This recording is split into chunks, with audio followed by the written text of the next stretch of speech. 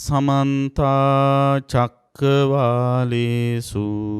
අත්‍රා ගච්ඡන්තු දේවතා සද්ධම්මං මුනි රාජස්ස සුනන්තු සග්ග මොක්ඛදං ධම්ම ශ්‍රවණ කාලෝ අයං භදන්තා ධම්ම ශ්‍රවණ කාලෝ අයං භදන්තා ධම්ම ශ්‍රවණ කාලෝ අයං භදන්තා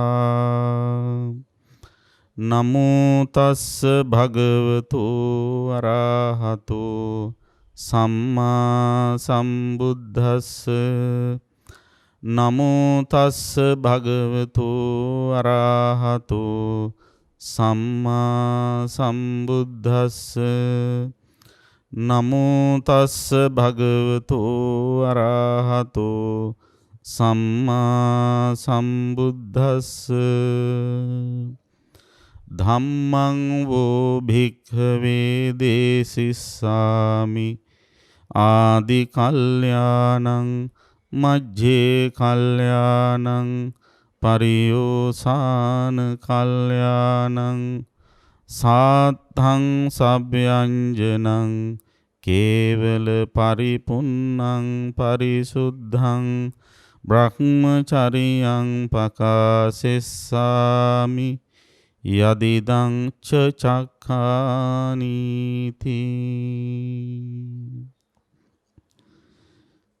ගෞරවනීය ස්වාමීන් වහන්සේ, ශ්‍රද්ධා සම්පන්න කාරුණික පින්වත්නි, දැන් හැමදෙනාම සූදානම් වන්නේ ධර්ම ශ්‍රවණය කරන්න.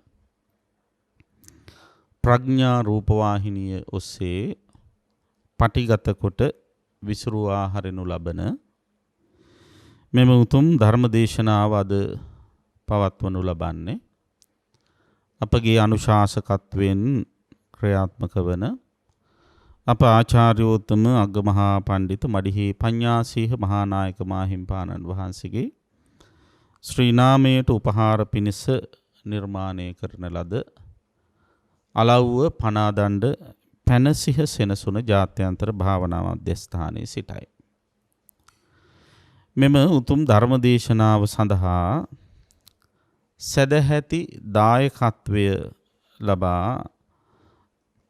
කටයුතු කරනු ලබන්නේ මහනුවර කටුගස්තොට පදිංචි පින්වත් සුමනා උඩගේ මහාත්මනිය සහ හිටපු මහදිසාපති අපේ පින්වත් කේ උඩගේ මහත්මයා විසින්. ඒ පින්තුන් අද මෙවන් වටිනා ධර්ම දානමය කුසලයක් පින්කමක් සිදු කරනු ලබන්නේ ඊටාම වටිනා අරමුණු කිහිපයක් පෙරදරි කරගෙන අපේ රටට, ජාතියට, සම්බුද්ධ ශාසනයට වටිනා මෙහෙවරක් සිදු කරන පවුලක් විදිහට මේ පවුලි පින්නතුන් විශේෂයෙන්ම ජාතියට වටිනා දරු පිරිසක් දායාද කරන්න උදාර ගුරු මාතාවක් වශයෙන් කටයුතු කළ මහනුවර කටුගස්තොට පදිංචි පින්වත් සුමනා උඩගේ ගුරු මාතාවගේ 75 වෙනි ජන්මදිනය යෙදෙන වෙලාවේ එතුමියට තුනුරුවන්ගේ ආශිර්වාදය, සිත ශාන්තිය, චිරජීවනය සලසා ගන්නට මේ උතුම් ගෞතම බුද්ධ ශාසනය තුලම මාර්ගඵල අවබෝධය ලබාගෙන සසර ගමන කෙලවර කර ගැනීමට හැකියාව ලැබේවා කියලා ප්‍රාර්ථනා කරන්නටයි පින්කම සිද්ධ කරන්නේ. ඒත් එක්කම මේ ජනිත වන උදාරතර කුසල ධර්මයන්ගේ වාසනා බල මහිමෙන් එතුමිය බලාපොරොත්තු වෙනෝ තම දයාබර ස්වාමි පුරුෂයාණන් වන විශ්‍රාමික දිසාපති පින්වත් කේ උඩගේ මහත්මයාට නිදුක් නිරෝගී සුව චිරජීවනීය සැලසේවා කියලා ප්‍රාර්ථනා කරනවා. ඉතින් පින්වත් උඩගේ යුවල අපේ රටට, ජාතියට, ශාසනයට මහත් මෙහෙවරක් කළ හැකි වටිනා දරු පිරිසක් දායාද කරලා තිබෙනවා. ඒ අනුව එක පුතෙක් යුද හමුදාවේ සේවය කරනවා. යුද හමුදාවේ සේවය කරන කර්නල් බුද්ධික ප්‍රසාද් උඩගේ පුතණුවන්ට එම බිරිඳ වන චන්දිමාලි රණසිංහ දියණියට යොහන්සා මිනිබිරියට ත්‍රිවිධ රත්න ආශිර්වාදය නිදුක් නිරෝගී සුව චිරජීවනය ප්‍රාර්ථනා කරනවා. ඒ වගේම ඔස්ට්‍රේලියාවේ පර්ත් නුවර පදිංචි පද්මික ඉන්ද්‍රලාල් පුතුණුවන්ට එම බිරිඳ වන සන්ධ්‍යා කුමාරි දියණියට ටෙහාන් මුණුපුරාට දිනිති මිනිබිරියට නිදුක් නිරෝගී සුව චිරජීවනය ප්‍රාර්ථනා කරනවා. ඒ වගේම එංගලන්තයේ ලන්ඩන් නුවර පදිංචි තක්ෂිල පුතණුවන්ටත් රුසිකා රත්නසිරි දියණියටත් ත්‍රිවිධ රත්නී ආශිර්වාදයේ සිත ශාන්තිය ප්‍රාර්ථනා කරනවා. ඉතින් මේ දරුවන් අතරේ වටිනාම පුත්‍ර රත්නය වන්නේ අපේ ආචාර්ය වත්තේගම සුභාවි ස්වාමීන්ද්‍රයන් වහන්සේ. ඉතින් උන්වහන්සේ උතුම් පැවිදි දිවියට පත් කරලා මේ අම්මා තාත්තා දැන් ගොඩක් සතුටින් ඉන්නේ. ඉස්සර නම් දුකෙන් ඉන්නේ නැති. දැන් ගොඩාක් සතුටින් තමන්ගේ පුතණුවන් හොඳින් මේ ශාසනික ප්‍රතිපදාවන් ආරක්ෂා කරගෙන උගත් ගුණවත් විනයවත් භික්ෂුන් වහන්සේ නමක් විදිහට සුවිශාල සේවාවක් සිදු කරන්නට සැදී පැහැදී සිටින වෙලාවේ ඉතින් උන්වහන්සේටත් දයාබර පුතණුවන් ලෙසින් ආශිර්වාද කරන්න සෙත් පතන්න බලාපොරොත්තු වෙන. ඉතින් අද අපේ සුභාවි ස්වාමින් වහන්සේත් පෙරටු කරගෙන මේ අම්මයි තාත්තයි මේ වටිනා පින්කම මෙලෙසින් සිද්ධ කරන්නේ. ඉතින් විශේෂයෙන්ම කල්යාණී යෝගාශ්‍රම සංස්ථාවේ මම හිතන විදිහට ප්‍රථම ආචාර්ය උපාධිධාරී භික්ෂුන් වහන්සේ අපේ සුභාවි හාමුදුරු. ඉතින් උන්වහන්සේම ආයතනයේටම මහත් අභිමානයක් ඇති වෙන විදිහට කටයුතු කරනවා. ඒක අපේ සතුටට හේතුවක්. ඉතින් මෙන්න මේ කරුණු පෙරදරි කරගෙන දේශකයාණන් වහන්සේටත් නිදුක් නිරෝගී සුව චිරජීවනයේ සලසා දීමේ බලාපොරොත්තුවෙන් ඒ වාගේම උඩගේ මෑණියන්ගෙත් ඒ මහත්මාගේ දෙපාර්ශ්වයේම මියගිය දෙමාපියන් වහන්සේලා ඇතුළු සියලු ඥාති හිත මිත්‍රාදීන්ට පින් අනුමෝදන් කිරීමේ බලාපොරොත්තුවෙන් මේ පින්කම මෙලෙසින් සිද්ධ කරන්නේ. ඒ වගේම ප්‍රඥානාලිකාවේ ස්වාමින් වහන්සේලාට කාර්ය මණ්ඩලයේ හැම දෙනාටම ආශිර්වාද කරනවා. ධර්මදේශනයට සවන් දුන් සියලු දෙනාට කොරෝනා වසංගතයෙන් පීඩා විඳින සියලු දෙනාට නිදුක් නිරෝගී සුවපත් භාවය ප්‍රාර්ථනා කරනවා. හැම දෙනාටම චිරජීවනයේ ප්‍රාර්ථනා කරන ගමනේ මේ කොරෝනා වසංගත රෝගය ඉක්මනින්ම මුළු ලෝකයෙන්ම තුරන් වෙලා හැම දිනාටම සුවය සම්පත සැලසේවා කියලා ප්‍රාර්ථනා කරනවා. ඉතින් පින්වත් සුමනා උඩගේ මෑණියන්ගේ ඒ සිතැඟි සිතුම් පැතුම් ප්‍රාර්ථනා බලාපොරොත්තු සියල්ල එලෙසින්ම ඉෂ්ට වේවා කියලා අපි පළමුවෙන්ම ප්‍රාර්ථනා කරනවා. ඒ වගේම උපන්දින සිහිපත් කරන පින්වත් සුමනා උඩගේ මාතාවට උතුම් තෙරුවන් ගුණ බල මහිමෙන් මේ සිදු කරනු ලබන ධර්ම දානමය කුසල බලයෙන් නිදුක් නිරෝගී සුව චිර ජීවනයේ සැලසේවා. එතුමිය ආයුෂයෙන් වැඩේවා, වර්ණයෙන් වැඩේවා, සැපයෙන් වැඩේවා, බලයෙන් වැඩේවා, ප්‍රඥාවෙන් වැඩේවා. අසනීප අපල උපද්‍රව නවග්‍රහ දෝෂ සතුරු කරදර මාරක බාධක සියල්ල හිරුදුටු අඳුරුසේ දුරු වේවා.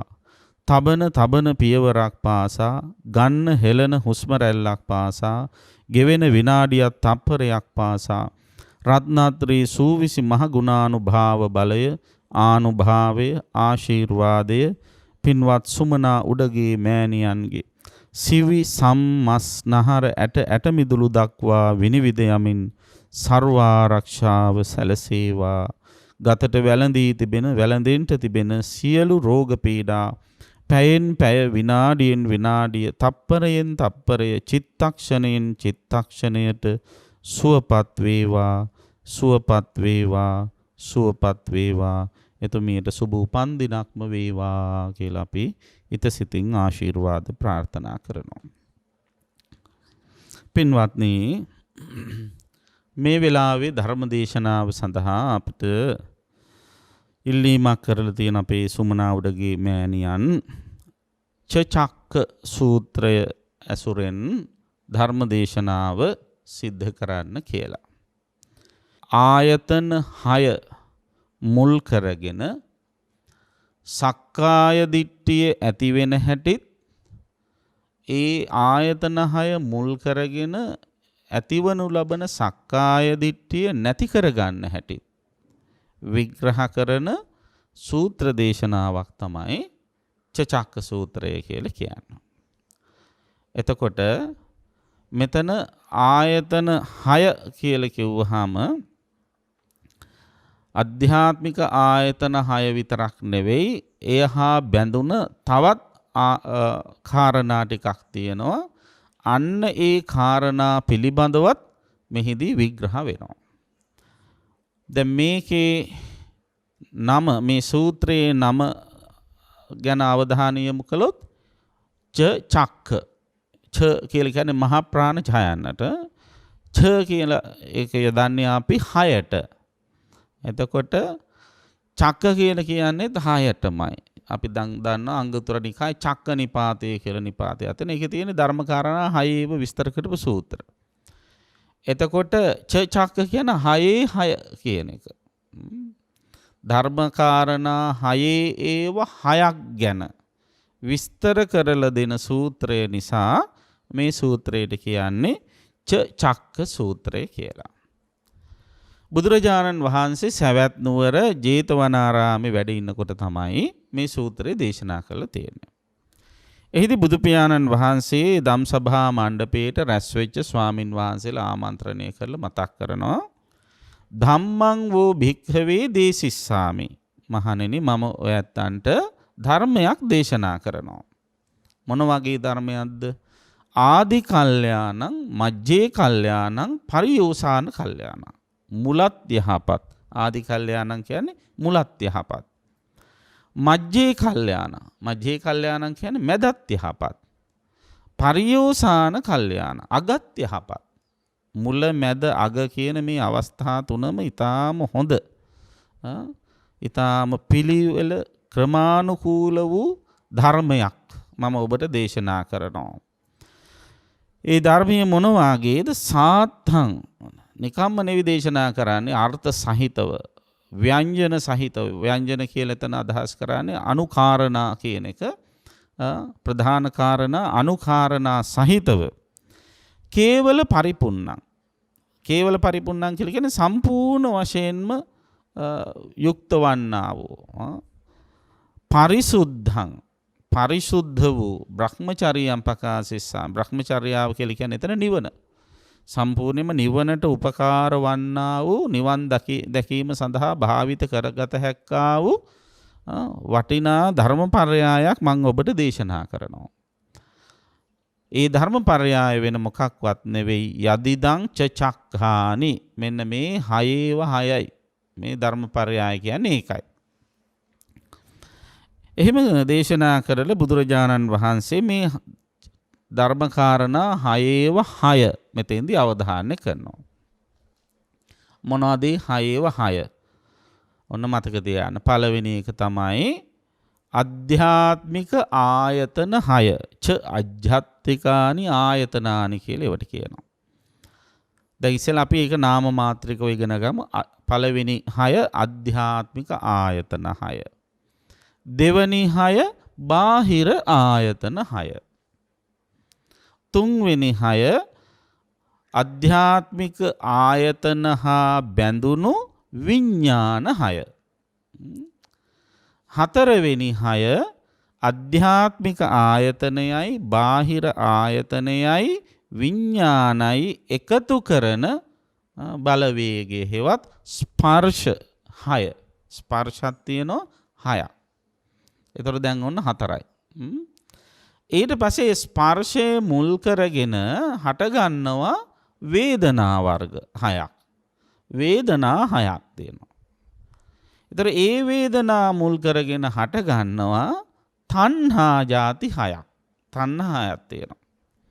අද ඔන්න ඔය ටිකට තමයි චක්ක කියන්නේ. හයේ වහය කියලා කියන්නේ ඔය ටිකට. දැන් අපි බලමු අධ්‍යාත්මික ආයතන 6 මොකක්ද කියලා. අධ්‍යාත්මික ආයතන කියන්නේ වෙන මොහොතටත් නෙවෙයි ඉන්ද්‍රියයන් 6ට. ඒ තමයි ඇහැ, කන, නාසය, දිව, ශරීරය සහ මනස. පාලියෙන් අපි කියනවා නම් චක්ඛු, සෝත, ගාන, જીවහා, කාය, මන. ආයතන කියන වචනෙත් දාලා කිව්වොත් චක්ඛායතන, සෝතායතන, ගානායතන, ඊළඟට જીවහායතන, කායායතන, මනායතන කියලා කියන්නේ අධ්‍යාත්මික ආයතන 6ට.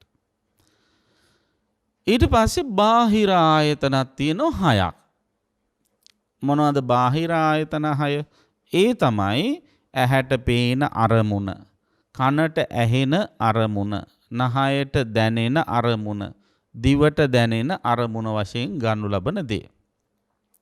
මොනවද ඇහැට පේන අරමුණ? රූප. කනට ඇහෙන අරමුණ ශබ්ද. නහයට දැනෙන අරමුණ ගන්ධ. දිවට දැනෙන අරමුණ රස. ශරීරයට හැපෙන අරමුණ ස්පර්ශ. සිතට දැනෙන අරමුණ සිතුවිලි. එතකොට ඔන්න රූප, ශබ්ද, ගන්ධ, රස, ස්පර්ශ, ධර්ම කියන මෙන්න මේ කාරණාවලට කියන්නේ බාහිර ආයතන කියලා. එතකොට ඒවත් ආයතන කියන නමින් හඳුන්වන්න පුළුවන්. රූපායතන, සද්ධායතන, ගන්ධායතන, රසායතන, පොට්ටබ්බායතන, ඊළඟට ධම්මායතන කියලා. ඔන්න එතනත් 6ක් තියෙනවා. ඊට පස්සේ මේ අධ්‍යාත්මික ආයතනය හා බැඳුන ආයතන 6 හා බැඳුන විඥාන 6ක් තියෙනවා. ඒ විඥාණයට අපි ධර්මයේ සඳහන් කරන තව වචනයක් ඉන්ද්‍රිය බද්ධ විඥානය කියලා. ඉන්ද්‍රිය හා බැඳුණු විඥානය. එතකොට ඒ විඥාන 6 තමයි චක්ඛු විඥාන, සෝත විඥාන, ගාන විඥාන, જીවහා විඥාන, කාය විඥාන සහ මනෝ විඥාන කියලා කියන්නේ. විඥාණයෙන් කරන්නේ ඉන්ද්‍රියට අධ්‍යාත්මික ආයතනයට ගෝචර වෙන අරමුණ දැනගන්නා ස්වභාවය. දැනගන්න එක තමයි කරන්නේ. දැන් චක්කු විඥාණයෙන් කරන්නේ මොකද්ද? ඇහැට පේන රූපේ දැනගන්න එක. චක්කු විඥාණයට හැබැයි කරන්න පුළුවන් ඒක විතරයි. ඒත් මේ වෙලාවේ පේන රූපේ විතරයි. දැන් වර්තමානයේ මේ වෙලාවේ ඇහැ අභියස රූපයක් පේනවනම් අන්න ඒ පේන රූපය දැනගන්න පුළුවන් හැකියාව තියෙන චක්කු විඥාණයට. හැබැයි චක්කු විඥාණයට බෑ කනට ඇහෙන ශබ්ද දැනගන්න. කනට ඇහෙන ශබ්ද දැනගන්නේ මොකෙන්ද? සෝත විඥාණය. සෝත විඥාණයට බෑ ඇහැට පේන රූප දැනගන්න. ඒක දැනගන්නේ චක්කු විඥාණය. එතකොට ඒ විඥානයන්ගෙන් කරන්නේ ඒ ආයතනවලට ගෝචර වෙන ඒ අරමුණ අඳුන ගන්න විතරයි. එතකොට ඔය විඥාන 6න් අපි 6 කොටස් දෙකකට බෙදනවා. පංච විඥානයයි මනෝ විඥානයයි කියලා. පංච විඥානය කියන්නේ ඇහැ, කන, නාසය, දිව, ශරීරය හා බැඳුණු විඥාන. චක්කු විඥාන, සෝත විඥාන, ගාන විඥාන, જીවහා විඥාන, කාය විඥාන කියන්නේ පංච විඥාන. මනෝ විඥානය අපි එතනින් අයින් කරනවා. ඇයි ඒ? මනෝ විඥාණයට පුළුවන් අර අනිත් විඥාන වලට වගේම ඒ මනෝ විඥාණයට ගෝචර වෙන්න අරමුණ දැනගන්න පුළුවන්කම තියෙන වගේම අනිත් ඒවට බැරි එකක් තියෙනවා මනෝ විඥානේ. මොකද්ද අනිත් ඒවට බැරි? අනිත් විඥාන වලට හිතන්න බෑ. දැන් මනෝ විඥාණයට අරමුණ දැනගන්න පුළුවන්කම තියෙන වගේම අනිත් විඥාන වලින් මනසට යොමු කරන ලද අරමුණු ගැන හිතන්න පුළුවන් හැකියාව තියෙනවා. එතකොට හිතනවා කියන වැඩේ කරන්නේ මනස මේ වෙලාවේදී අපි අරමුණ ගන්න එක මේ මොහොතේ කරන වැඩක්. හිතනවා කියන වැඩේ කරන්නේ එක්ක අතීත අරමුණුත් එක්ක. එහෙම නැත්නම් අනාගත අරමුණුත් එක්ක. අන්න චක්කු විඥාණයට හෝ සෝත විඥාණයට බැහැ අතීතයට යන්න අනාගතයට යන්න. ඒකට පුළුවන්කම තියෙන්නේ වර්තමානයේ අරමුණ දැනගන්න විතරයි. දැන් අපේ ඇහැට රූපයක් පේනවා. කවදද? ගිය සතියේ. ගිය සතියේ පෙනිච්ච රූපය අපි ඒක ගැන චක්කු විඥාණයෙන් හිතන්න බෑ. ඒක ගිය සතියේ පෙනිච්ච වෙලාවේ ඒක ඒ මොහොතේ දැනගත්තා චක්කු විඥාණයෙන්. ඒක ඇත්තයි. හැබැයි ඒක ගැන ආයි හිතා ඉන්න බෑ චක්කු විඥාණය. ලබන සතියේ පෙනේවි කියලා හිතන රූපයක් ගැන හිතා ඉන්න බෑ චක්කු විඥාණය.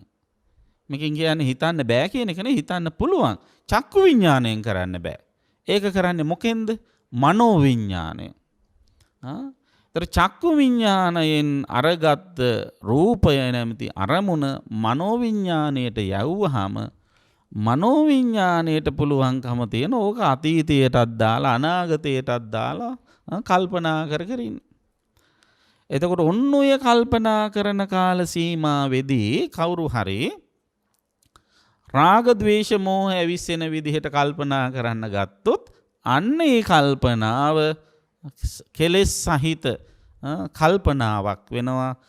රාග ද්වේෂ මෝහ ඇවිස්සෙන විදිහට කල්පනා කරන එක තමයි ඊට පස්සේ අකුසල මනෝ කර්ම පාප කර්ම හැටියට පටන් ගන්න. ඒ කල්පනාව ඊට පස්සේ ආවේග බවට පත් වෙලා කල්පනාව පාලනය කරගන්න බැරි. කල්පනා කියන්නේ සිතුවිලිනේ. කල්පනා කරනවා කියන්නේ හිත ඉන්න කියන්නේ හිත ඉන්නේ සිතුවිලිනේ. එතකොට ඒ සිතුවිලි වේගවත් සිතුවිලි බවට පත් වුනම ආවේග වෙනවා. ආවේග වුණාම මේක හිතේ රඳව ගන්න බැරි වෙනවා. ආවේගය කියන්නේ තරහට විතරක් නෙවෙයි. වේගෙන් හිත තුල ක්‍රියාත්මක වෙන සිතුවිලි. ඊට පස්සේ අන්නේ ආවේගය පිට කරනවා. කොහොමද පිට කරන්නේ? කයිනුයි වචනේනුයි. නරක දේවල් කියලා නරක දේවල් කරලා. එතකොට මොකද වෙන්නේ? අන්න එහෙම අර කෙලෙස් ඇවිස්සෙන විදියට හිතන්න ගිහිල්ලා අරමුණු හිතේ රඳවගෙන ඒ කෙලෙස් ඇවිස්සෙන විදියට හිතන්න ගිහිල්ලා සිතිනුයි කයිනුයි වචනේනුයි දුරාචාරයේදී දුෂ්චරිතකම් කරලා නැවත දුගතියට යනවා. විනාශ වෙලා යනවා. ඒ නිසා තමයි බුදුරජාණන් වහන්සේ නිතරම අපට අවවාද කරන්නේ දිත්තේ දිත්ත මත්තං. දුටුවා දුටු පමණින් ඒක අතහරින්න. ඒක වර්තමානයේම ඒක දැකලා ඉවරලා එතනින් අතහරින්න. ඒක මනෝවිඤ්ඤාණයට යවලා තැම්පත් කරවගෙන ආයේ කෙලෙස් ඇවිස්සෙන විදිහට හිතන්න එපා. අන්න එහෙම හිතන්න කෙලෙස් ඇවිස්සෙන විදිහට හිතන්න යාම තුල තමයි පිරිහෙන්නේ කියන එක තේරුම් ගන්න. සාමාන්‍ය ස්වභාවය අපි ඇහැ කන නාසය දිව ශරීරය කියන මේ ඉන්ද්‍රයන්ගෙන් ගනු ලබන අරමුණු මනෝවිඤ්ඤාණයට යනවා. ගිහිල්ලා හිතුවත් කමක් නැහැ. හැබැයි කෙලෙස් ඇවිස්සෙන්නේ නැති වෙන විදිහට. කෙලෙස් ඇවිස්සෙන විදිහට හිතන්න ගත්තොත් වෙන්නේ අකුසලයේ වැඩිලා ඒ අකුසලය ඊට පස්සේ පවක් බවට පෙරලිලා මනෝ කර්ම විදිහට ක්‍රියාත්මක වෙලා ඊට පස්සේ කාය කර්ම බවට පත් වෙලා වචී කර්ම බවට පත් වෙලා පුද්ගලයා පිරිහිලා යනවා. එතකොට එයාට කවදාවත් සසරින් නිදහස් වීමක් වෙන්නේ නැහැ. මොකද එයා අර මනසින් කර්ම සකස් කරනවා. මනසින් සකස් කරනවා කියන්නේ සංස්කාර ගොඩ නගනවා. කර්ම සකස් කරනවා කියන්නේ සංස්කාර ගොඩ නගන එක. එතකොට සංස්කාර ගොඩ නගනකොට මොකද වෙන්නේ? ප්‍රතිසන්දි විඥානේ පෝෂණය වෙනවා. තව ප්‍රතිසන්දි විඥාන හැදෙනවා. ඉතින් ප්‍රතිසන්දි විඥාන හැදෙනවා කියන්නේ නැවත උපතක් සකස් වෙනවා. නැවත මේ සසර පවතිනට උපත සකස් කරනවා කියන්නේ මොකද්ද? උපතහා එන සියලු දුක්ඛ දෝමනසයන්ට අපි පාර කපා ගත්ත වෙනවා. නේද? මොකද ඉපදුන හින්දනේ අපි හැමෝම වයසට යන්නේ. ඉපදුනේ නැතව වයසට යන්නේ නැහැ. ඉපදුන නිසානේ ලෙඩ වෙන්නේ. නේද? ඉපදුන නිසානේ මැරෙන්නේ. ඉපදුන නිසානේ අප්‍රියයන් එක්ක එකතු වෙන්නේ. ඉපදුන නිසානේ ප්‍රියයන්ගෙන් වෙන් වෙන්නේ. ඉපදුන නිසානේ කැමති දේවල් නොලැබී යාමි දුක ඇති වෙන්නේ. නේද? ඒතර ඉපදුනේ නැතව මොකක්වත් නැහැ. ඒතර ඉපදුනේ ඇයි? වෙන කාගේවත් කැමැත්තට නෙවෙයි. ඉපදුනේ උපදින්නට අවශ්‍ය කරන කර්ම අප විසින් රැස් කරගත්ත නිසා. ඇයි අපි මේ විදිහට කර්ම රැස් කරගත්තේ? මේක නැවත උපදින්නට හේතු වෙනවා. ඒක මහ දුකක් කියලා නොදන්නකම හේවත් අවිද්‍යාව නිසා. අවිද්‍යාවෙන් සංස්කාර ගොඩනගලා ඊට පස්සේ ප්‍රතිසන්දි විඥාන ඇති කරගෙන භවයට යනවා. අන්න ඒ తত্ত্বය තේරුම් ගන්න නුවණ තියෙන කෙනා මොකද කරන්නේ? මෙන්න මේ කර්ම සැකසෙන එක නවත්ත ගන්න හොඳට සිහිය නුවණ පාවිච්චි කරලා ඉන්ද්‍රයන්ට ගෝචර වෙන අරමුණු පරිහරණය කරන්න පුරුදු වෙනවා. ඉතින් පින්වත්නි දැන් ඔන්න විඥාන හයක් තියෙනවා. පළවෙනි විඥාන පහට කියනවා පංච විඥාන කියලා, අන්තිමකට කියනවා මනෝ විඥාන කියලා. විඥාන හයේම තියෙන පොදු ලක්ෂණය තමයි ඒ ඉන්ද්‍රියට ගෝචර වෙන අරමුණ දැනගන්න පුළුවන්කම. හැබැයි මනෝ විඥාණයට පුළුවන්කම තියෙනවා හිතන්න පුළුවන්කම තියෙනවා. ඒ හිතන්නේ මොනවද? අර කියන පංච විඥාණයෙන් මනෝ විඥාණයට එවනු ලබන අරමුණු හිතේ තියාගෙන ඒව හිත හිතා ඉන්න. එතකොට මනෝ විඥාණයට පුළුවන් හිතෙන් අතීතයට යන්න, අනාගතයට යන්න. නේද? එහෙම අතීත අනාගතයට ගිහිල්ලා කර්ම රැස් කරන්න පුළුවන්කම තියෙනවා. ඉතින් අතීතය කියන්නේ ඉක්මලා ගිය එකක්, අනාගතය කියන්නේ නොපැමිණි එකක්, වර්තමානයේ තමයි අපට පාලනය කරන්න පුළුවන්. අර අවස්ථා දෙකම පාලනය කරන්න බෑ. ඒ නිසා අපි මොකද කරන්න ඕන? අර විදිහට කෙලෙස් ඇවිස්සෙන විදිහට හිත අතීතයට යවන්නත් හොඳ නැහැ. කෙලෙස් ඇවිස්සෙන විදිහට අනාගතයට යවන්නත් හොඳ නැහැ. මේ මොහොතේ අරමුණු දිහා නුවණින් බලලා ඉවර වෙලා කෙලෙස් අවුස්සා ගන්නේ නැතුව ඒක අතහරින්න වෑයම් කරන්න ඕන. ඉතින් ඔන්න ඒ අනුව විඥානත් දැන් 6ක් තියෙනවා. දැන් අධ්‍යාත්මික ආයතන 6 මොනවද කිව්වා? ඊට පස්සේ බාහිර ආයතන 6 මොනවද කිව්වා? විඥාන 6 කිව්වා. දැන් ඊට පස්සේ මොකද වෙන්නේ? මෙන්න මේ කියන කාරණා තුනේ එකතු වීමක් තියෙනවා. ඒකට කියන තින්නම් සංගති පස්සෝ කියලා. මොනවද මේ කාරණා තුන? දැන් ගත්තොත් අධ්‍යාත්මික ආයතනයයි බාහිර ආයතනය අධ්‍යාත්මික ආයතනය හා බැඳුණු විඥානයයි. ඔන්න ඔය තුනේ එකතුවට කියන්නේ ස්පර්ශය කියලා. තින්නම් සංගති පස්සෝ. ඒ අනුව ස්පර්ශත් තියෙනවා 6ක්. මොනවද ස්පර්ශ 6? ඒ තමයි ඇහැයි චක්කු විඥානයයි රූපයයි එකතු වෙන චක්කු සම්පස්සය. කනයි සෝත විඥානයයි ශබ්දයයි එකතු වෙන සෝත සම්පස්සය. ඊළඟට නහයයි ගඳ සුවඳයි ගාන විඥානයයි එකතු වෙන ගාන සම්පස්සය. දිවයි ජීවහා විඥානයයි රසයි එකතු වෙන ජීවහා සම්පස්සය. කයයි කාය විඥානයයි ස්පර්ශයයි එකතු වෙන කාය සම්පස්සය. මනසයි මනෝ විඥානයයි සිතුවිලි එකතු වෙන මනෝ සම්පස්සය. එතකොට ඔන්න ස්පර්ශ තියෙනවා 6ක්. චක්කු සම්පස්ස, සෝත සම්පස්ස, ගාන සම්පස්ස, ජීවහා සම්පස්ස, කාය සම්පස්ස සහ මනෝ සම්පස්ස. එතනත් 6ක් තියෙනවා. ඒ සම්පස්ස කියන වචනේ තේරුම තමයි එකට එකතු වීම කියන එක. ඔන්න ඔය විදියට ඇහැයි රූපයයි චක්කු විඥානයයි එකතු වුණ තැන, ඒ කියන්නේ චක්කු සම්පස්සේ ඇති වුණ තැන මොකද වෙන්නේ? ඇහැ රූපය දකිනවා. ඒක තමයි වෙන්නේ. සාමාන්‍ය අපි පැත්තකින් බැලුවොත් ඇහැ රූපය දකිනවා. නමුත් ප්‍රථග්ජනයා මොකද කරන්නේ? කෙලෙස් සහිත කෙනා ඕක දකින්නේ ඇහැ රූපය දකිනවා කියලා නෙවෙයි. එයා ඒක දකින්නේ මම රූපය දැක්කා, මගේ දෑහැටමයි පෙනුනේ කියලා අන්න මමත්ෙන් අල්ලන්න. ඇයි එයා අර ඇහැ තුල මම දාගෙන තියෙනවා. අර ඇහැ තුල මම ඉන්නවා කියලා හිතනවා. චක්කු විඥානය තුල මම ඉන්නවා කියලා හිතනවා. ඒ නිසා අන්න ඒ කියන ඉන්ද්‍රිය තුල, අධ්‍යාත්මික ඉන්ද්‍රිය තුල අරමුණු තුල ඒ වගේම විඥාන තුල මම ඉන්නවා කියලා හිතුවාම එයා හිතන්නේ මම තමයි දකින්නේ, මට තමයි පෙනෙන්නේ, මට තමයි ඇහෙන්නේ, මට තමයි ගඳ සුවඳ දැනෙන්නේ, මට තමයි රස දැනෙන්නේ ආදි වශයෙන් ඒ සියල්ල හිතන්නේ මමත්වේ. හැබැයි මෙතන මමත්වයෙන් තොරව දකින්න පුළුවන්කම තියෙන්න ඕන. අර නිස්සත්ත්‍ය නිජීව කියන ස්වභාවයෙන්. සත්වයේ පුද්ගලයෙක් නැතුව මෙතන හුදු යාන්ත්‍රික ක්‍රියාවලියක් විතරයි වෙන්නේ. පටිච්ච සමුප්පන්න ක්‍රියාවලියක් විතරයි වෙන්නේ. මෙන්න මේ දේ ඇති හින්දා මේ දේ වුණා. මොකද්ද උනේ?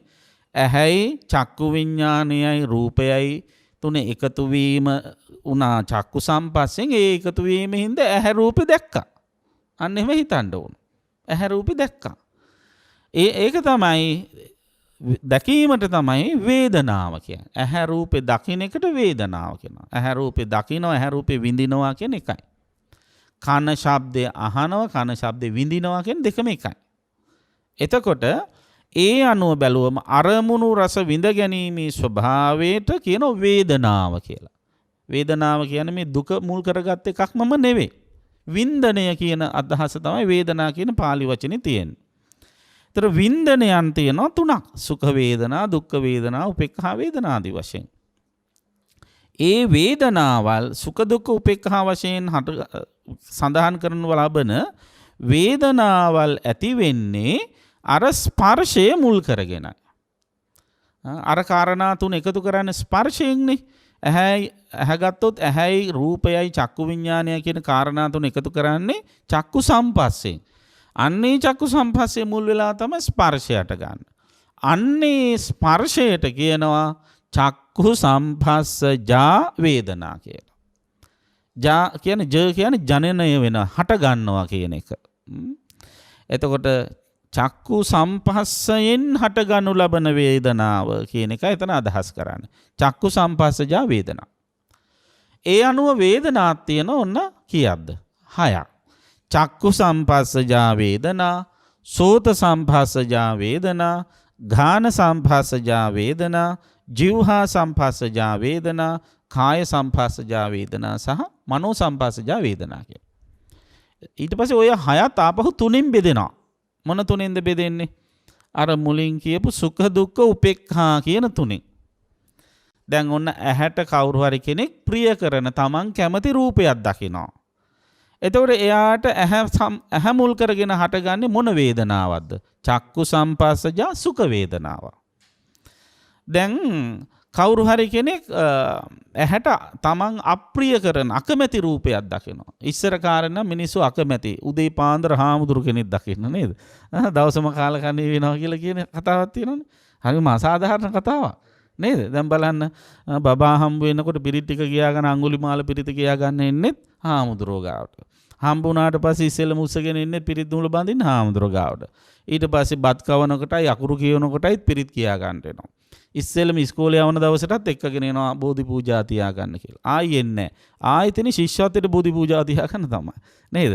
ඊට පස්සේ ඕ ලෙවල්ස් වලටත් පිරිත් ටිකක් කියා ගන්න එනවා. ඒ ලෙවල්ස් වලටත් එනවා. විශ්වවිද්‍යාලය යන දවසටත් එනවා. විවාහ කරලා දෙන දවසටත් පිරිත් කියා ගන්නවා. ඔය උපදින්න කලින් ඉඳලා පිරිත් කියපු හාමුදුරුවෝ මොන ඊට පස්සේ මොන ගැහුණා කියන දවසම කාලා ගන්න කියලා. මොන තරම් අසත්පුරුෂ අසමජ්ජාති අකෘතඥ කතාවක්ද මේක. ඉතින් සමහර වෙලාවට ඒ විදිහට හිතන අය අපි සමජ ඉන්නවා. එතකොට ඔන්න අකමැති රූපයක් දැක්කහම එයාට ඇති වෙන්නේ මොන වේදනාවද? දුක්ඛ වේදනාව. ඒ මොකෙන්ද ආවේ රූපය හරහානේ. රූපේ පෙනුනේ ඇහැටනේ. ඒ නිසා අන්න ඒකට කියන චක්කු සම්පස්සජා දුක්ඛ වේදනා. එතකොට ඒ විදිහට ඔන්න වේදනාව හට ගන්නවා. ඔය විදිහට ඊළඟට ඇහැට පේනවා කැමතිත් නැති අකමැතිත් නැති මධ්‍යස්ථ රූප. එහෙම ඒවා ගොඩාක් පේනවනේ. අපි වැඩි ප්‍රියත් නැහැ අප්‍රියත් නැහැ. නේද? එතකොට ඇති වෙන්නේ චක්කු සම්පස්සජ උපේක්ඛා වේදනා. එතකොට ඔන්න ඇහැ මුල් කරගෙන වේදනා තුනක් හට ගන්නවා. එතකොට ඒ වාගේ ඇහැ කන නාසය දිව ශරීරය මනස කියලා 6ක් තියෙනවනේ. 6 වැඩි කිරීම 3. එතකොට වේදනා කීයද? 18ක්. ඒකට කියන අටලොස් වේදනාව කියලා. ඉතින් මේ විදිහට වේදනාව බෙදිලා යනවා. දැන් මෙතෙන්දී මූලිකව ගන්න අර 6 ගැන විතරයි.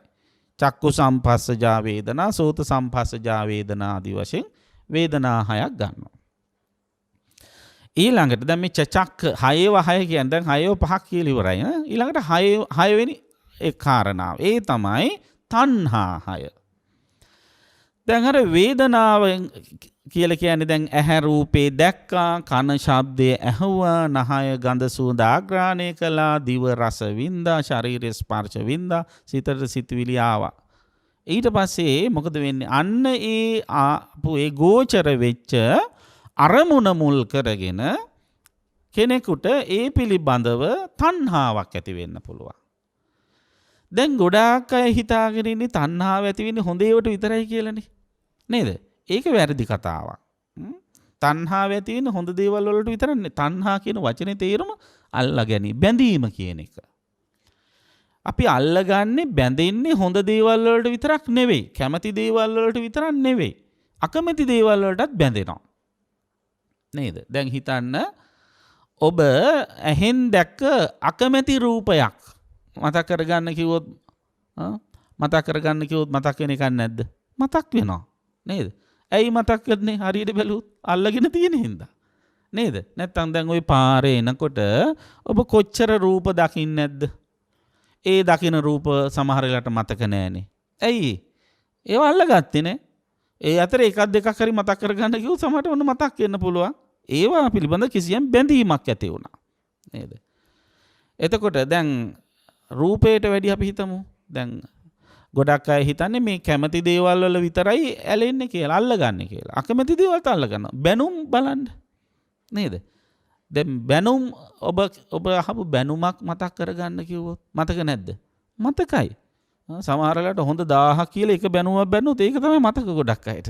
නේද?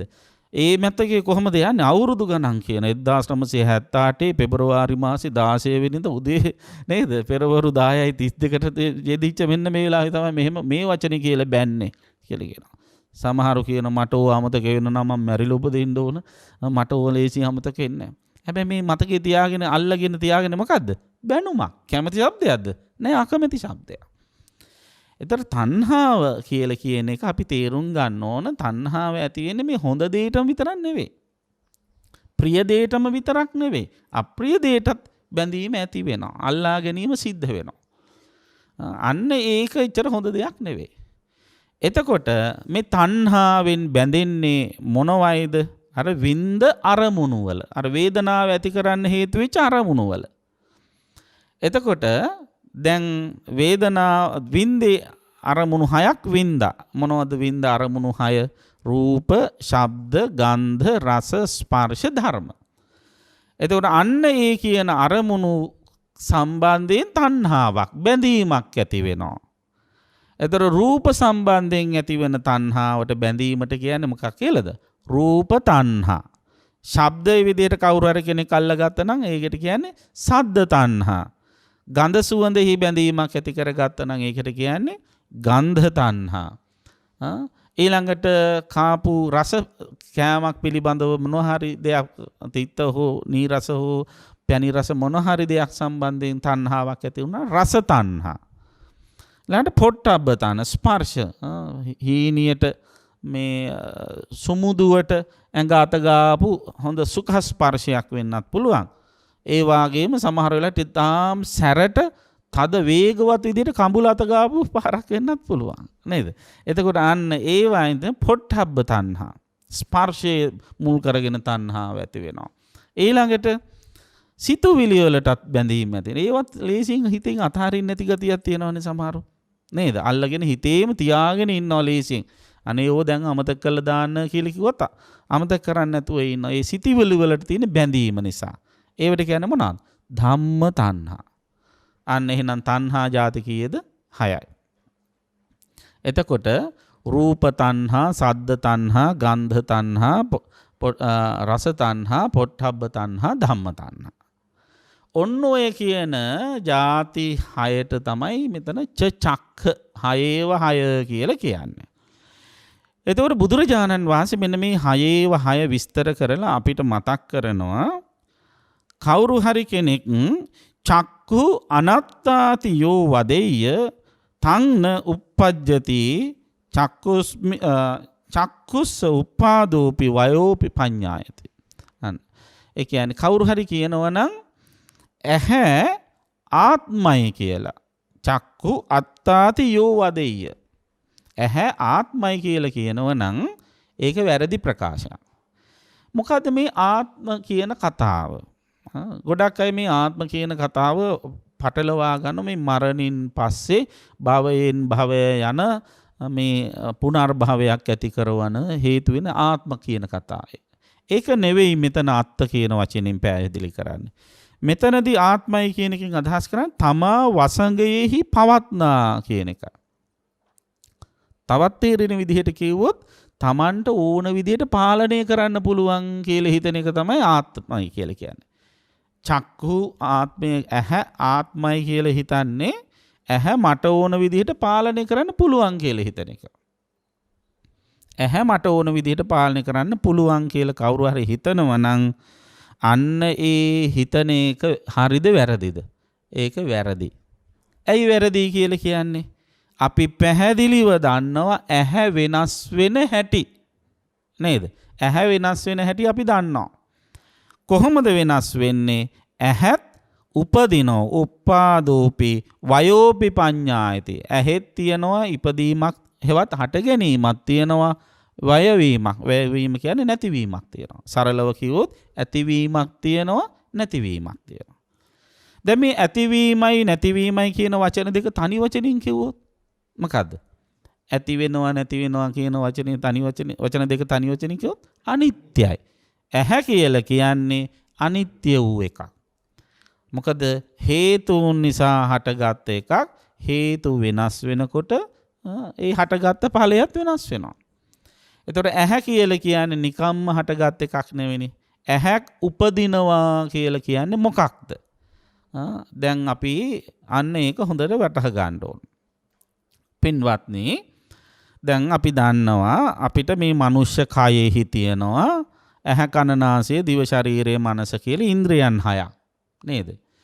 මේ ශරීරයේ තියෙනවනේ. එතකොට මේ ඉන්ද්‍රියන් හය අතුරෙන් ඇහැ කියන ඉන්ද්‍රියට ගෝචර වෙනවා බාහිර සමාජයේ අරමුණක්. ඒ ඇහැ ඇසුරෙහි තියෙන චක්කු විඥාණය.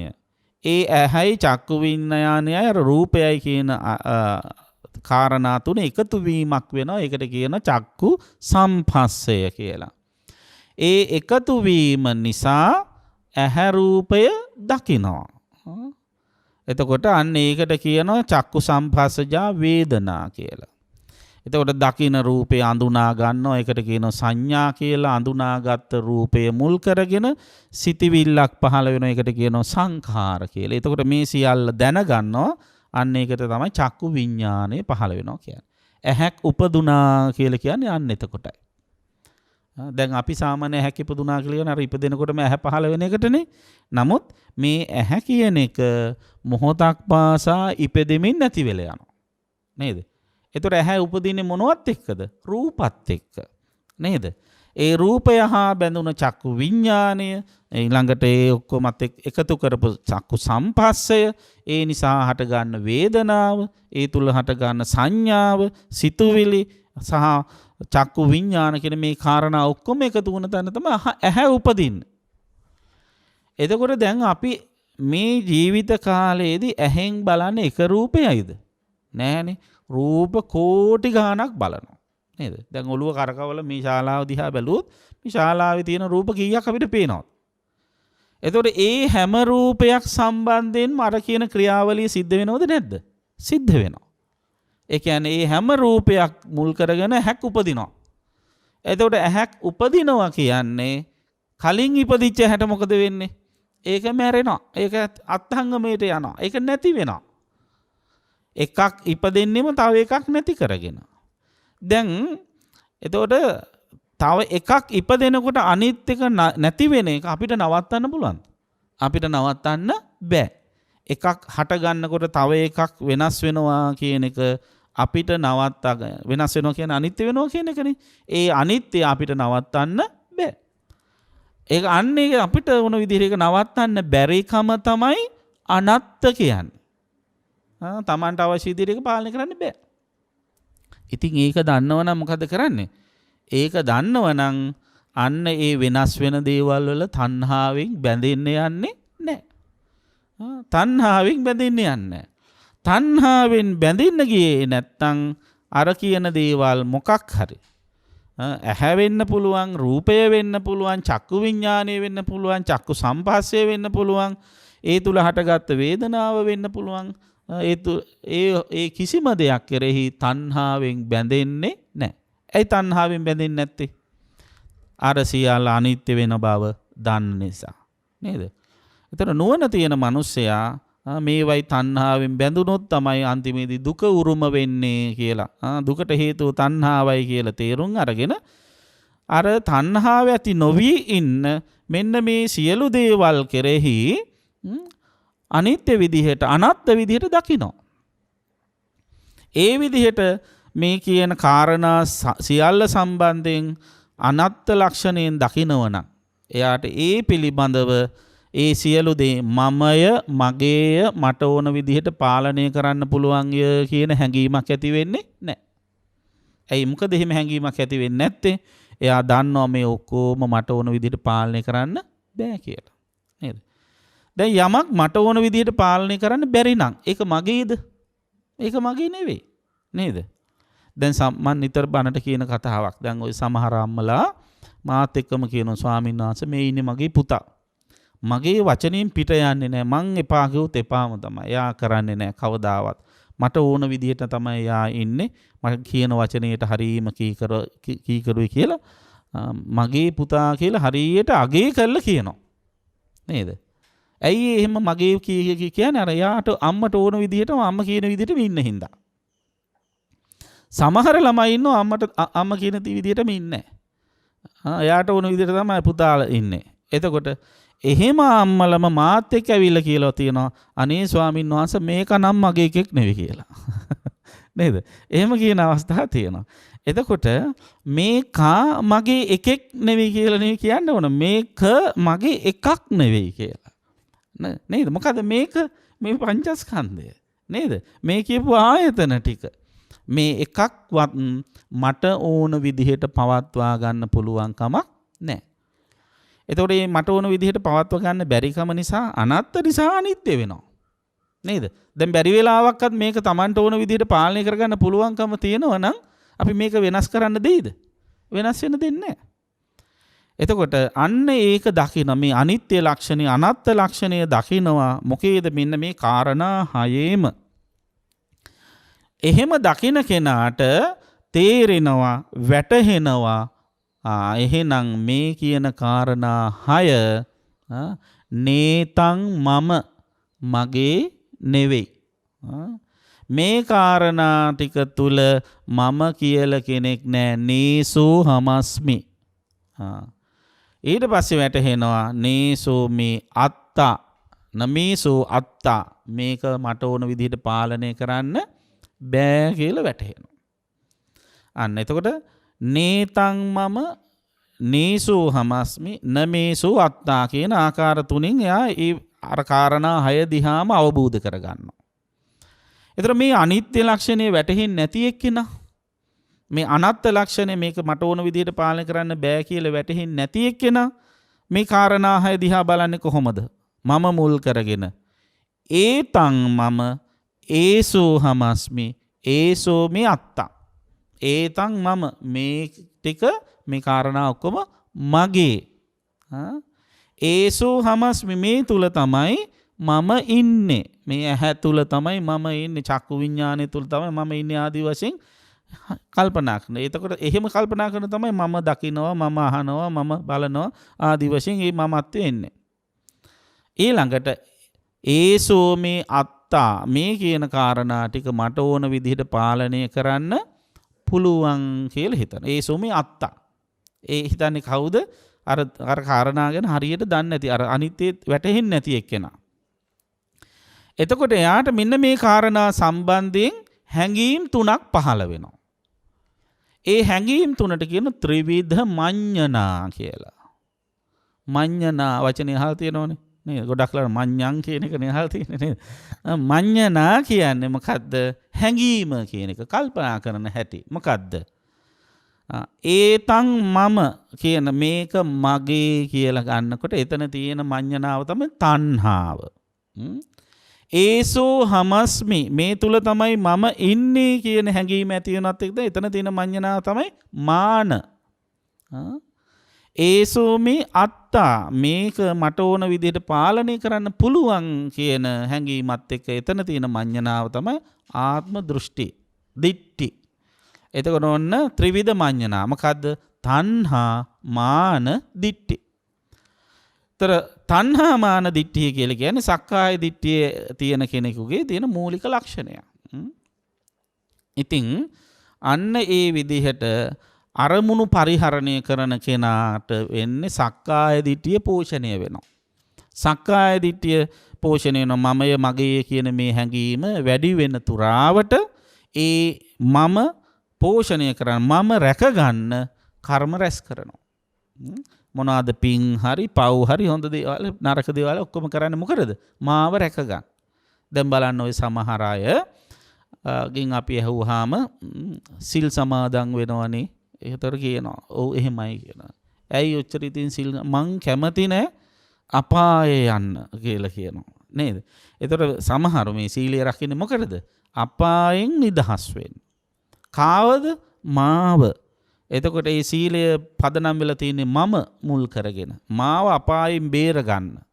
ඊට පස්සේ ආපහු සිල් රැක්කහම මට යන්න පුළුවන් කොහෙද? දිව්‍ය ලෝකේ.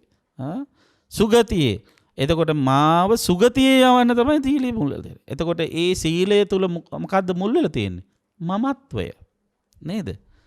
අන්න ඒ විදිහට මේ සක්කාය දිට්ඨිය මුල් කරගෙන මමත්වයේ මුල් කරගෙන සිල් රකින්න අයින්. ඒක තමයි සීලබ්බත පරාමාසයට යන්නේ. ඉතින් කවුරු හරි කෙනෙකුට සක්කාය දිට්ඨිය ප්‍රහාණය වුණා නම් එයාට තේරෙනවා මේ නැති මමක් අමුතුවෙන් පෝෂණය කරන්න දෙයක් නැහැ කියලා. එතකොට එයා මම පෝෂණය කරන විදිහට සිතින් කයින් වචනයෙන් කටයුතු කරන්න පෙළඹෙන්නේ නැහැ. ඒ නිසා එයා හැමතිස්සෙම දකිනවා මෙන්න මේ කාරණා හයේම යථාර්ථය. එහෙම කාරණා හයේම යථාර්ථය දකිනකොට එයාට තේරෙනවා මේ කාරණා හය තුලම මගේ කියලා ගන්න දෙයක් නැහැ. මම ඉන්නවා කියලා දෙයක් නැහැ. මට ඕන විදිහට පාලනය කරන්න පුළුවන් දෙයක් නැහැ. මේ කාරණා හයටම පොදු අනන්‍ය ලක්ෂණයක් තියෙනවා. ඒ තමයි මොකද්ද? උප්පාදෝ පඤ්ඤායති වයෝ පඤ්ඤායති. ඇති වෙනවා නැති වෙනවා. අනිත්‍යයි කියලා දකිනවා. එතකොට අනිත්‍ය වූ දේවල් නිත්‍ය වශයෙන් තියාගන්නට වෙනස් වෙන දේවල් වෙනස් වෙන්නේ නැහැ කියලා හිතලා ඒක අල්ලගන්න ගිය නිසා නේද මේ දීර්ඝ සංසාර ගමනක මට මේ දුක උරුම වුණේ කියලා එයාට තමන් පිළිබඳව තමන්ගේ අර දැක්ම පිළිබඳව වැරදි දෘෂ්ටිය පිළිබඳව ඇති වෙනවා. මොකද්ද? ලොකු ලැජ්ජාවක්. ඒ ලැජ්ජාව මුල් කරගෙන කලකිරෙනවා එයා. අන්න එතකොට එයා කලකිරෙන තමන් ගැන නෙවෙයි අර මෙච්චර කාලයක් තමන් මමය මගේ මට ඕන විදිහට පාලනය කරන්න පුළුවන් කියලා අල්ලගත්ත කාරණාවන් පිළිබඳ අර කාරණා 6 පිළිබඳවම අවබෝධයෙන් කලකිරෙනවා. අවබෝධයෙන් කලකිරෙන එකට කියන්නේ නිබ්බිදා කියලා.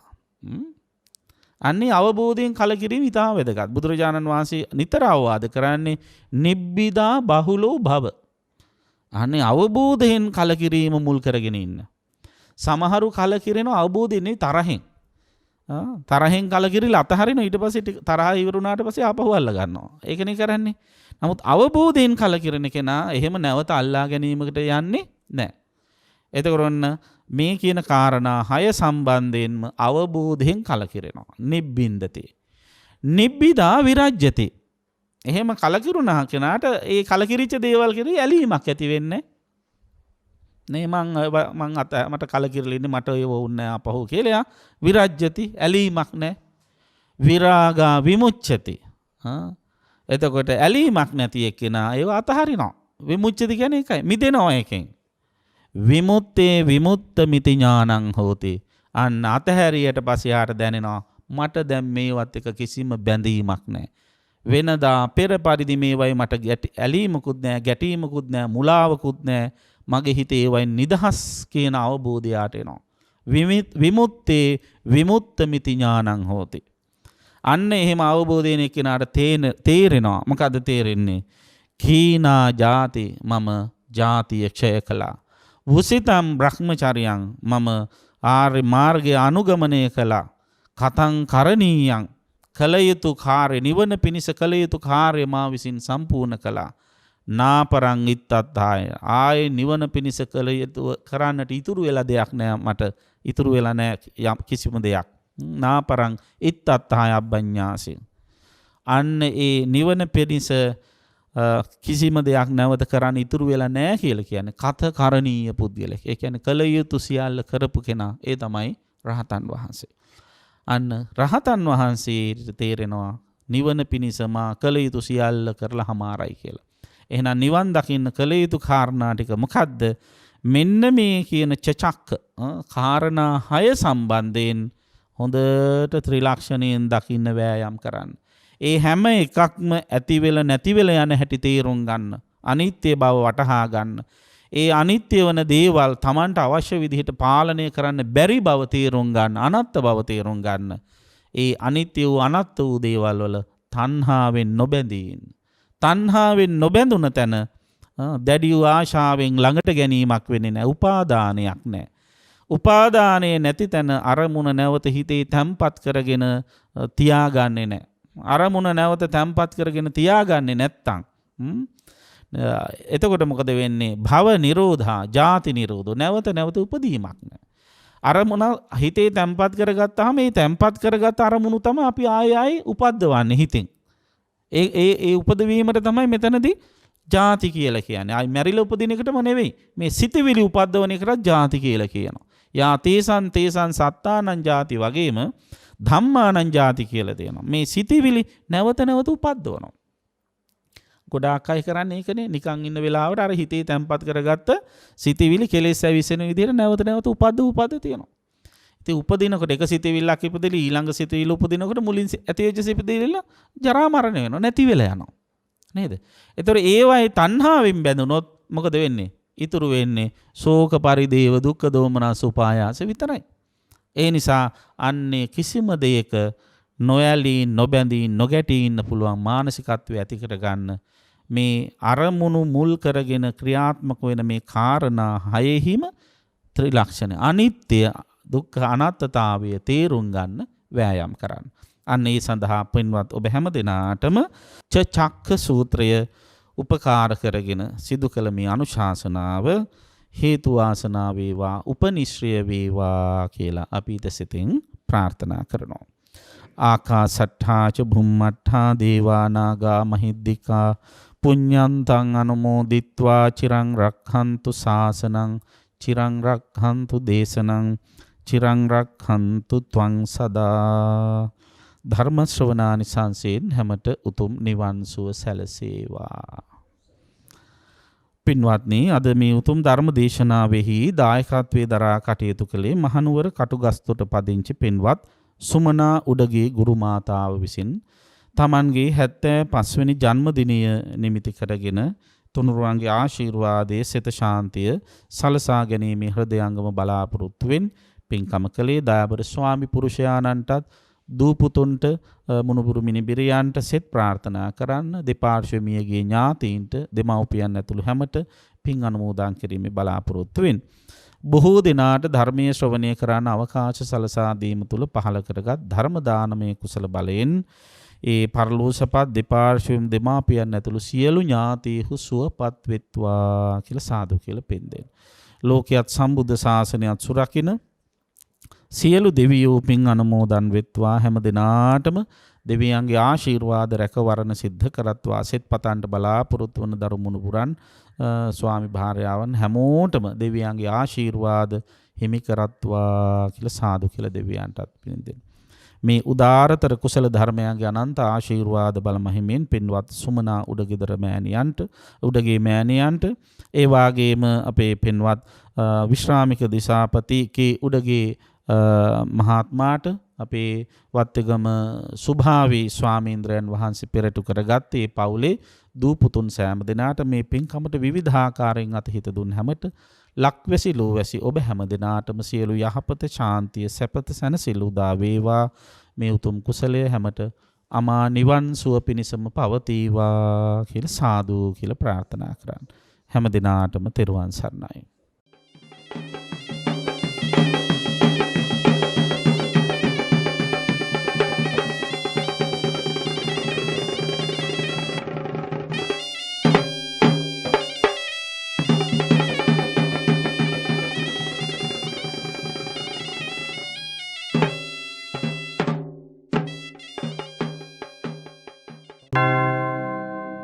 ද්වේෂක්ඛයෝ